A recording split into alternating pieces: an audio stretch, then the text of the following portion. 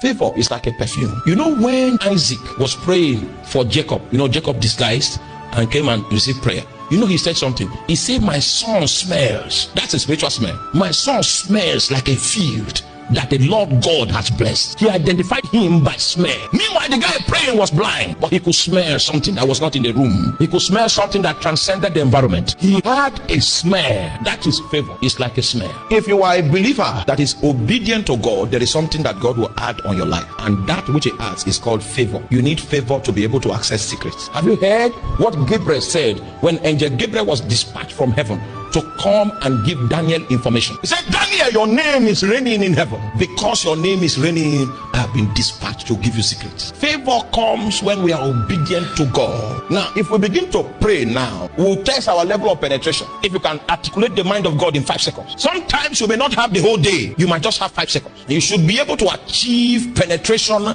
access, and articulation in 5 seconds. In order for you to do that, you need favor. You see, God does not have favorites. God has intimates. It's not as if it's okay, I like this one, I don't know. When you become intimate with him, he bestows upon you favor. So you can see men like Moses that can go and tell God, because of me, do this because of me. He takes advantage of the favor that he has in the courts of heaven. There are several people, when the incense of their prayers begin to ascend to heaven, the elders begin to disturb God. That's him again. And in the prayers, he gets summoned to heaven, and he will hear the whispers of the elders, the stakeholders. Nothing is hidden from him.